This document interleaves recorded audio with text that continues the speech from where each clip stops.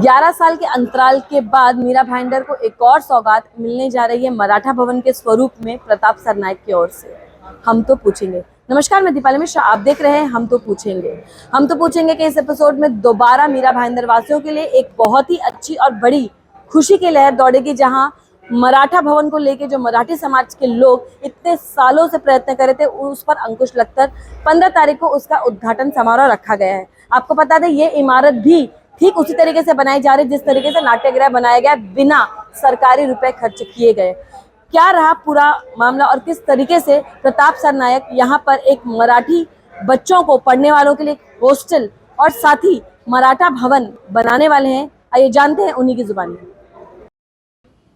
मुझे खुशी इस बात की है कि महाराष्ट्र का पहला मराठा भवन और ख़ासकर 100 लड़कियों का और 100 लड़कों का जो मराठा समाज के विद्यार्थी है उनको रहने का, इन्हें 200 विद्यार्थियों के वसति गृह का भूमि पूजन हमारे युवराज संभाजी राजे भोसले, साथ में शिवेंद्र राजे भोसले, हमारे मंत्री श्री उदय सामंत जी, हमारे मंत्री श्री शंभू राजे देसाई जी, केंद्रीय मंत्री आदरणीय कपिल जी पाटिल, मराठा समाज के नेता और विधायक श्री नितेश राणे और साथ में सभी मराठा नेताओं के उपस्थिति में ये 15 तारीख को सुबह 11 बजे भूमि पूजन का कार्यक्रम रखा है।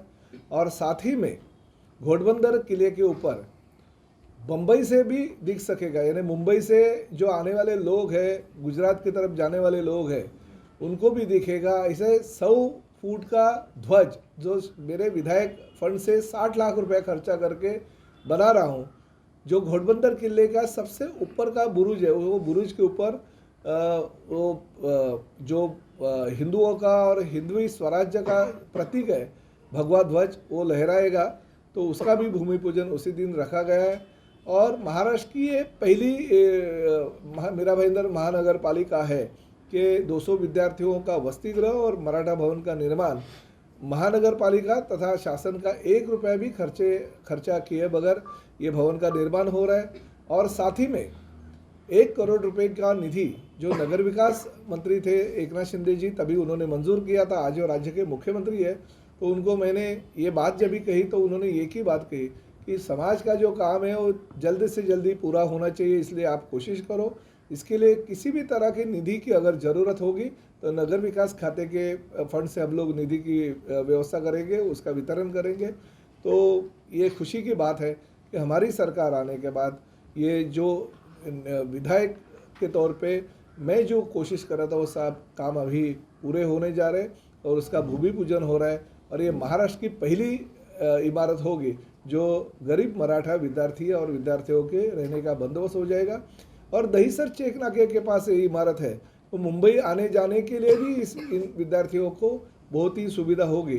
तो मैं सभी हमारे मराठा समाज के सभी लोग यहाँ पे हैं, हमारे दड़वी साहब है, हमारे राणे जी है, हमारे पवार साहब है, सभी मान्यवर लोग जो है पिछले कई सालों से कोशिश कर रहे थे कि मराठा समाज की एक समाज भवन इस मीरा भाईंदर शहर में होना चाहिए। और वो उनका जो सपना था वो सपना भी पूरा होने जा रहा है। सर, कितने साल में कंप्लीट होएगा ये जो इमारत है वो काम चालू होने के बाद 2 साल में पूरी हो जाने की हमारे जो विकासक है उन्होंने ग्वाही दी है महानगर पालिका आयुक्त को, और आयुक्त जी ने भी कहा कि हम 2 साल के अंदर ही अंदर इसका लोकार्पण करेंगे। इस भवन को बनाने में कितना लागत है?